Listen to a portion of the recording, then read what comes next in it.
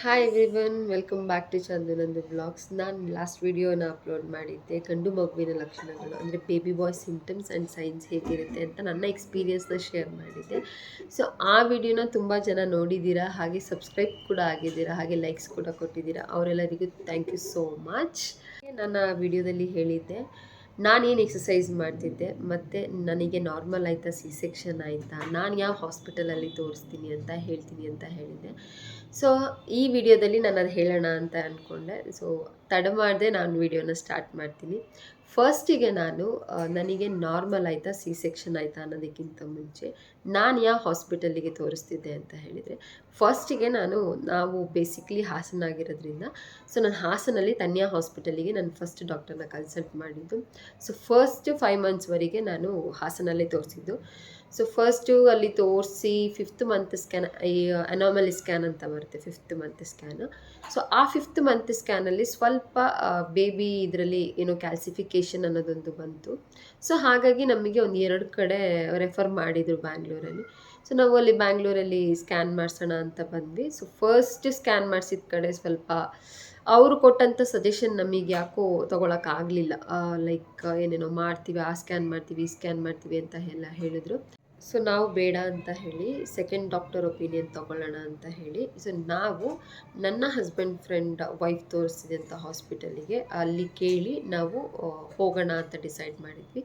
So ಫಸ್ಟಿಗೆ hospital name ಹೇಳ್ಬಿಡ್ತೀನಿ, Brindavan Areion hospital, Chamarajpet, ಬ್ಯಾಂಗ್ಳೂರಲ್ಲಿರೋದು. ಸೊ ನಾವು ಅಲ್ಲಿ ಕನ್ಸಲ್ಟ್ ಮಾಡಿದಂಥ ಡಾಕ್ಟರ್ ಹೆಸರು ಡಾಕ್ಟರ್ ಉಮಾ ಪ್ರಕಾಶ್ ಅಂತ.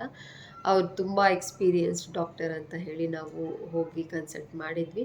ಸೊ ಆಮೇಲೆ ಫಸ್ಟಿಗೆ ನಾವು ಕನ್ಸಲ್ಟ್ ಮಾಡಿ ಹೇಳಿದಾಗ ಅವರು ನಮಗೊಂದು ಸ್ಕ್ಯಾನ್ ಬರ್ಕೊಟ್ರು. ಸೊ ಆ ಸ್ಕ್ಯಾನಿಂಗ್ನ ನೋಡಿ ಅವರು ನಮಗೆ ಲೈಕ್ ಹೇಳಿದರು, ಏನೂ ಇಲ್ಲ, ವರಿ ಮಾಡ್ಕೊಳ್ಳೋ ಅಂಥದ್ದು ಏನೂ ಇಲ್ಲ, ಸೊ ಏನೂ ಆಗಲ್ಲ ಕ್ಯಾಲ್ಸಿಫಿಕೇಷನಿಂದ ಅಂತ ಹೇಳಿ ನಮಗೆ ಧೈರ್ಯ ಹೇಳಿದರು. ಸೊ ಹಾಗಾಗಿ ನಮಗೆ ಅಲ್ಲಿಂದ ನಮಗೊಂದು ಹೋಪ್ಸ್ ಬಂತು ಚೆನ್ನಾಗಿ. ಸೊ ಹಾಗಾಗಿ ನಾನೇನು ಮಾಡಿದೆ, 5th ಮಂತಿಂದ ಲೈಕ್ ನಾನು ಡೆಲಿವರಿ ಆಗೋವರೆಗೂ ನಾನು ಬೃಂದಾವನ್ ಹಾಸ್ಪಿಟಲಲ್ಲೇ ತೋರಿಸಿದೆ. ಸೊ ನಾವು ಬೆಂಗಳೂರಲ್ಲಿರೋದ್ರಿಂದ ನನಗೇನು ಅಷ್ಟು ಕಷ್ಟ ಅಂತ ಅನ್ನಿಸ್ಲಿಲ್ಲ. ಸೊ ನಾನು ಬೆಂಗಳೂರಲ್ಲೇ ಇದ್ಕೊಂಡು, ಸೊ 5th ಮಂತಿಂದ ಡೆಲಿವರಿ ಕೂಡ ನಾನು ಬೆಂಗಳೂರಲ್ಲೇ ಮಾಡಿಸ್ಕೊಂಡೆ. ಸೊ ನಾನು 5th ಮಂತಿಂದ ಅಲ್ಲಿಂದ ಡಾಕ್ಟರ್ ಕನ್ಸಲ್ಟ್ ಮಾಡಾದಮೇಲೆ, ಸೊ ಅಲ್ಲಿವರೆಗೆ ನಾನು ತನ್ಯಾದಲ್ಲಿ ತೋರಿಸ್ತಿದ್ದೆ ಅಲ್ವಾ. ಸೊ ತನ್ಯಾದಲ್ಲಿ ತೋರಿಸೋವರಿಗೆಲ್ಲ ನಾರ್ಮಲ್ ಆಗೇ ಇತ್ತು. ಸೊ 5th ಮಂತಿಂದ ಹಾಗೆ ಅನಿಸಿದೆ ಅಷ್ಟೇ. ಸೊ ಅದಾದಮೇಲೆ ನಾವು ಆ ಡಾಕ್ಟರ್ನೇ ಕನ್ಸಲ್ಟ್ ಮಾಡ್ಕೊಂಡು ಬಂದ್ವಿ. ಸೊ ಡೆಲಿವರಿ ಕೂಡ ನಾವು ಹಾಸನ್ಗೆ ಹೋಗಿಬಿಡೋಣ, ನಮ್ಗೆ ಅದೇ ಹತ್ತಿರ ಆಗುತ್ತೆ ಅಂತ ಅಂದ್ಕೊಂಡಿದ್ವಿ. ಬಟ್ ಅದೇ ಇದೊಂದು ಇದು ಇರೋದ್ರಿಂದ, ಕ್ಯಾಲ್ಸಿಫಿಕೇಷನ್ ಇದ್ದಿದ್ದರಿಂದ, ಸೊ ಬೇಡ, ರಿಸ್ಕ್ ತೊಗೊಬೇಡಿ, ಸೊ ನೀವು ಎಲ್ಲಿ ತೋರಿಸ್ತಿದ್ದೀರಾ ಅಲ್ಲೇ ನೀವು ಡೆಲಿವರಿ ಮಾಡಿಸ್ಕೊಳ್ಳಿ ಅಂತ ನಮಗೆ ಡಾಕ್ಟರ್ ಸಜೆಸ್ಟ್ ಮಾಡಿದರು, ಯಾರು ಹಾಸನ್ ಡಾಕ್ಟರು. ಸೊ ಹಾಗಾಗಿ ನಾವು ಇವ್ರ ಹತ್ರನೇ ಡೆಲಿವರಿ ಮಾಡಿಸ್ಕೊಳ್ಳೋಣ ಅಂತ ನಾವು ಇಲ್ಲಿಗೆ ಬಂದ್ವಿ. ಸೊ ಇಲ್ಲಿ ಡೆಲಿವರಿ ಮಾಡಿಸ್ಕೊಳ್ಳೋದಕ್ಕಿಂತ ಮುಂಚೆ ನಾನು 7th ಮಂತ್ ಸ್ಕ್ಯಾನ್ ಎಲ್ಲ ಮಾಡಿಸ್ತಿರ್ಬೇಕಿದ್ರೇ ಹೇಳಿದರು ಡಾಕ್ಟರ್ ನನಗೆ ಚೆಕಪ್ ಮಾಡಿ. ಸೊ ನನಗೆ ನಾರ್ಮಲ್ ಆಗುತ್ತಾ, ಸಿ ಸೆಕ್ಷನ್ ಆಗುತ್ತಾ ಅನ್ನೋದನ್ನು ಹೇಳಿದರು. ಸೊ ಅಲ್ಲಿಗೆ ಅಂದರೆ ಬೆಂಗಳೂರಿಗೆ ಹೇಳಿದ್ರಲ್ಲ ಅಂದ್ಬಿಟ್ಟು, ಸೊ ನಾವು ಬೆಂಗಳೂರಿಗೇ ಇನ್ನೊಂದು ನಾನು ಸೀಮಂತ 8.5 ಮಂತ್ಸ್ ಇರುವಾಗ ಮಾಡಿದ್ದು. ಸೊ ಇನ್ನೊಂದು 1 ವೀಕ್ ಅಥವಾ 15 ಡೇಸ್ ಏನೋ ನನ್ನ ಡೆಲಿವರಿಗಿತ್ತು. ಸೊ ಅದಾದಮೇಲೆ ನಾನು ಸೀಮಂತ ಮುಗಿಸಿ ಸಡನ್ನಾಗಿ ನಾನು ಬೆಂಗಳೂರು ಬಂದುಬಿಟ್ಟೆ. ಅದಾದಮೇಲೆ ನಾನು ಡಾಕ್ಟರ್ನ 1 ವಾರ ಅಥವಾ 15 ದಿನಕ್ಕೆ ಚೆಕಪ್ ಕೊಟ್ಟಿದ್ರು ಅನಿಸುತ್ತೆ, ಕನ್ಸಲ್ಟ್ ಮಾಡ್ತಾನೆ ಇದ್ದೆ. ಸೊ ಡಾಕ್ಟರ್ ಬಗ್ಗೆ ಹೇಳಬೇಕು ಅಂತ ಹೇಳಿದರೆ, ಶಿ ವಾಸ್ ಸೋ ಅಮೇಝಿಂಗ್ ಅಂತ ಹೇಳ್ಬೋದು. ಸೊ ಅವರು ನೋಡಿ ನಮಗೆ ಹೋಪ್ಸ್ ಕೊಡ್ತಿದ್ರಲ್ಲ. ಸೊ ಯಾವಾಗಲೂ ನಾವು ಕನ್ಸಲ್ಟ್ ಮಾಡಬೇಕಾದ್ರೆ ಪ್ರತಿ ಸಲ ಹೋದಾಗಲೂ ನಮಗೆ ಅವರು ಕೊಟ್ಟಂಥ ಹೋಪ್ಸ್ ಕೂಡ ಮ್ಯಾಟರ್ ಆಗುತ್ತೆ ಇಲ್ಲಿ. ಸೊ ನಮಗೆ ನಾರ್ಮಲ್ ಆಗುತ್ತೆ, ಸಿ ಸೆಕ್ಷನ್ ಆಗುತ್ತಾ, ಅದು ನೆಕ್ಸ್ಟ್ ಸಿ ಸೆಕ್ಷನ್ ಆದಾಗ ಏನು ಬೇಜಾರು ಮಾಡ್ಕೊಳ್ಳೋದು ಬೇಕಾಗಿಲ್ಲ, ಸಿಚುವೇಶನ್ ತಕ್ಕನಾಗಿ ಅದು ಆಗುತ್ತೆ, ನಾರ್ಮಲ್ ಅಥವಾ ಸಿ ಸೆಕ್ಷನ್. ಒಂದು ಬೇಬಿದು ಒಂದೊಂದು ಥರ ಕಂಡೀಷನ್ ಇರುತ್ತೆ, ಅವಾಗ ಸಿ ಸೆಕ್ಷನ್ ಆಗೇ ಆಗುತ್ತೆ. ಸೊ ಫೈನಲಿ ನನಗೆ ಆಗಿದ್ದು ನಾರ್ಮಲ್ ಅಥವಾ ಸಿ ಸೆಕ್ಷನ್ ಅಂತ ಕೇಳಿದರೆ, ನನಗಾಗಿದ್ದು ನಾರ್ಮಲ್ ಡೆಲಿವರಿನೇ. ಸೊ ನನಗೆ ಡಾಕ್ಟರ್ ಹೇಳಿದರು, ಐ ಮೀನ್ 7.5 ಮಂತ್ಸ್ ಇದ್ದಾಗಲೇ ಹೇಳಿದರು ಡಾಕ್ಟರ್ ನನಗೆ, ಆಲ್ಮೋಸ್ಟ್ ನಿನಗೆ 70 to 80% ನಾರ್ಮಲ್ ಆಗುತ್ತೆ, ವರಿ ಮಾಡಬೇಡ ಅಂತ ಹೇಳಿದರು. ಸೊ ಆಗ ನಾನು ಡಾಕ್ಟರ್ ಕೇಳಿದೆ, ಏನು ಎಕ್ಸಸೈಸ್ ಮಾಡಬೇಕು, ವಾಕಿಂಗ್ ಮಾಡಬೇಕಾ, ಏನು ಮಾಡಬೇಕು ಡಾಕ್ಟರ್ ಅಂತ ಕೇಳಿದಾಗ ಡಾಕ್ಟರ್ ಹೇಳಿದರು, ವಾಕಿಂಗ್ ಮಾಡ್ತಿದ್ರೆ ಕಂಟಿನ್ಯೂ ಮಾಡು ವಾಕಿಂಗ್ನ, ಹಾಗೆ ಬಟರ್ಫ್ಲೈ ಎಕ್ಸಸೈಸ್ ಗೊತ್ತಲ್ವ, ಸೊ ಬಟರ್ಫ್ಲೈ ಎಕ್ಸಸೈಸ್ನ ಮಾಡು, ಅದು ನಾರ್ಮಲ್ ಡೆಲಿವರಿಗೆ ತುಂಬ ಹೆಲ್ಪ್ ಆಗುತ್ತೆ, ಹಾಗೆ ಬ್ರೀತ್ ಇನ್ ಮತ್ತು ಬ್ರೀತ್ ಔಟ್ ಎಕ್ಸಸೈಸ್ನ ಮಾಡು ಅಂತ ಹೇಳಿದರು. ಫಸ್ಟಿಗೆ ನಾನು ಫಸ್ಟ್ 3 ಮಂತ್ಸ್ ಏನು ಮಾಡಿದೆ ಅಂತ ಹೇಳಿದರೆ, ಫಸ್ಟ್ 3 ಮಂತ್ಸ್ ನಾನು ಏನೂ ಮಾಡಿಲ್ಲ. ಆರಾಮಾಗಿ ರೆಸ್ಟ್ ಮಾಡಿಕೊಂಡು, ಊಟ ಮಾಡ್ಕೊಂಡು, ಆರಾಮಾಗಿ ತಿರುಗಾಡ್ಕೊಂಡಿದ್ದೆ. ತಿರುಗಾಡೋದು ಅಂತ ಹೇಳಿದ್ರೆ ಟ್ರಾವೆಲ್ ಮಾಡ್ತಿರ್ಲಿಲ್ಲ ನಾನು ಫಸ್ಟ್ 3 ಮಂತ್ಸು. ಫಸ್ಟ್ 3 ಮಂತ್ಸ್ ನಾವೆಷ್ಟು ಸೇಫಾಗಿರ್ತೀವಿ ಅಷ್ಟು ನಮಗೆ ಒಳ್ಳೆಯದಲ್ವ. ಸೊ ಹಾಗಾಗಿ ನಾನು ಫಸ್ಟ್ 3 ಮಂತ್ಸ್ ಏನೂ ಮಾಡ್ತಿರ್ಲಿಲ್ಲ. ಅದಾದಮೇಲೆ 4th ಮಂತಿಂದ ನಾನು ಸ್ವಲ್ಪ ವಾಕಿಂಗ್ನ ಸ್ಟಾರ್ಟ್ ಮಾಡಿ. ಸೊ ನಂಗೆ ಅದೇ ಫಸ್ಟ್ ಡಾಕ್ಟರ್ ಹೇಳಿದ್ರಲ್ಲ 20 to 30 ಮಿನಿಟ್ಸ್ ವಾಕ್ ಮಾಡಲಿಕ್ಕೆ. ಸೊ ನಾನು ಅದನ್ನೇ ಕಂಟಿನ್ಯೂ ಮಾಡ್ತಾ ಇದ್ದೆ. ಸೊ ಅದ್ರ ಮಧ್ಯದಲ್ಲಿ ನಾನು ಅದೇ ಸ್ವಲ್ಪ duck walk, butterfly exercise, breathe in breathe out ಎಕ್ಸಸೈಸಸ್ನ ಮಾಡ್ತಿದ್ದೆ. ಅದು ಬಿಟ್ಟರೆ ನಾನು 7.5 ಮಂತ್ ಆದಮೇಲೆ ನನಗೆ ಬ್ಯಾಂಗ್ಳೂರ್ ಡಾಕ್ಟರ್ ಹೇಳಿದ್ರಲ್ಲ, ಅದಾದಮೇಲೆ ಕಂಟಿನ್ಯೂಯಸ್ ಆಗಿ ನಾನು ಮಾಡಿದ್ದು 30 ಮಿನಿಟ್ಸ್ ಎಬೋವ್ ವಾಕ್ ಮಾಡ್ತಿದ್ದೆ. ಹಾಗೆ ಬಟರ್ಫ್ಲೈ ಎಕ್ಸಸೈಸ್ನ ಮಾಡ್ತಾಯಿದ್ದೆ. ಸೊ ಬಟರ್ಫ್ಲೈ ಎಕ್ಸಸೈಸ್ನ ಮಾಡ್ತಿದ್ದೆ. ಆಮೇಲೆ ನಾನು ಬೆಳಗ್ಗೆ ಎದ್ದ ತಕ್ಷಣ ಒಂದು ಲೋಟ ನೀರು ಕುಡಿದು ಬ್ರೀತ್ ಇನ್ ಬ್ರೀತ್ ಔಟ್ ಮಾಡ್ತಾಯಿದ್ದೆ. ಸೊ ಬಟರ್ಫ್ಲೈ ಎಕ್ಸಸೈಸು, ಹಾಗೆ ವಾಕಿಂಗು, ಮತ್ತು ನನ್ನ ಈ breathe in breathe out exercise, ಈ 3 ಏನಿದೆ ನಾರ್ಮಲ್ ಡೆಲಿವರಿ ಆಗೋಕ್ಕೆ ತುಂಬಾ ಹೆಲ್ಪ್ ಮಾಡ್ತು ಅಂತಲೇ ಹೇಳ್ಬೋದು. ಬಿಕಾಸ್ ನಾವು normal delivery ಮಾಡ್ಕೊಬೇಕಿದ್ರೆ so breathe in breathe out ಅಂತ ಹೇಳ್ತಿರ್ತಾರೆ. ಸೊ ನಾವು ಇಲ್ಲಿ ಎಷ್ಟು ಬ್ರೀತ್ ಇನ್ ಬ್ರೀತ್ ಔಟ್ ಎಕ್ಸಸೈಸ್ನ ಮಾಡಿ ಅಭ್ಯಾಸ ಆಗಿರ್ತೀವಿ ಅಷ್ಟು ನಮಗೆ ನಾರ್ಮಲ್ ಡೆಲಿವರಿ ಮಾಡಿಸ್ಕೊಬೇಕಿದ್ರೆ ಹೆಲ್ಪ್ ಆಗುತ್ತೆ. ಸೊ ಬಟರ್ಫ್ಲೈ ಎಕ್ಸಸೈಸ್ ಕೂಡ ಅಷ್ಟೇ ತುಂಬಾ ಹೆಲ್ಪ್ ಆಗುತ್ತೆ. ಅದನ್ನು ಇಷ್ಟು ನಾರ್ಮಲ್ ಡೆಲಿವರಿ ಆಗಲಿಕ್ಕೆ ಹೆಲ್ಪ್ ಆಯಿತು ಅಂತ ಹೇಳ್ಬೋದು. ನನ್ನ ಡೆಲಿವರಿ ಪ್ರೊಸೆಸ್ ಹೇಗಾಯಿತು ಅಂತ ಹೇಳ್ತೀನಿ ಅಂತ ಹೇಳಿದೆ.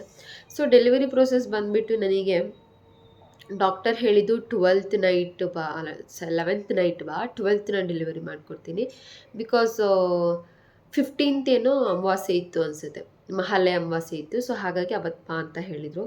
ಸೊ ಮನೇಲೆಲ್ಲ ಒಪ್ಪಿಸ್ಬೇಕಲ್ಲ, ಅದಕ್ಕೆ ಹೋಗೋಣ ಅಂತ ಹೇಳಿ ಮನೇಲೆಲ್ಲ ಏನು ಹೇಳ್ತಾರೆ, ಫಸ್ಟ್ ವಾಟರ್ ಬ್ರೇಕ್ ಆಗಲಿ, ಅದಾದಮೇಲೆ ಹೋಗು, ಇಲ್ಲಾಂದರೆ ಸೆಕ್ಷನ್ ಮಾಡಿಬಿಡ್ತಾರೆ, ಹಾಗೆ ಹೀಗೆ ಅಂತ ಹೇಳ್ತಿದ್ರು ಮನೇಲೆಲ್ಲ.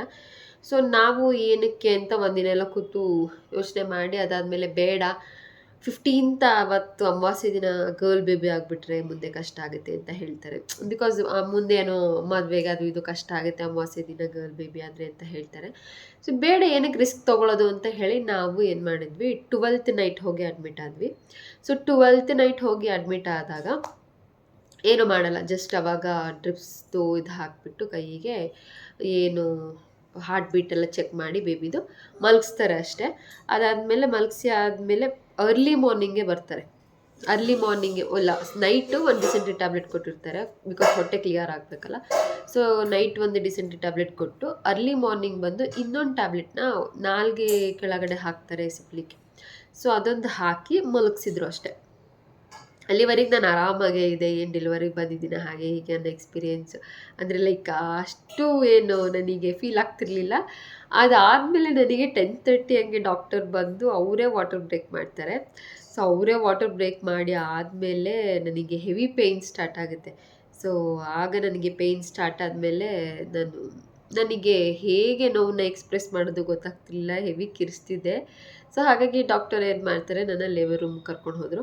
ಸೊ ಲೇಬರ್ ರೂಮಿಗೆ ಕರ್ಕೊಂಡು ಹೋಗಾದಮೇಲೆ ಆಲ್ಮೋಸ್ಟ್ ನನ್ನ ಲೇಬರ್ ರೂಮಿಗೆ ಕರ್ಕೊಂಡು ಹೋಗಿದ್ದು 10:45 11 ಆಗಿತ್ತು.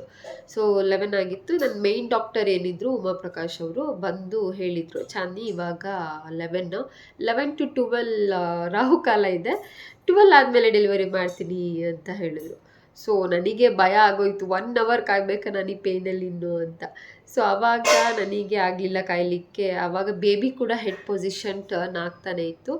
ಸೊ ಒಂದು 11:15 11:20 ಹಾಗೆ ಬೇಬಿ ಹೆಡ್ ಪೊಸಿಷನ್ ಕರೆಕ್ಟಾಗಿ ಬಂತು ಅಂತ ಡಾಕ್ಟರ್ ಹೇಳಿದರು.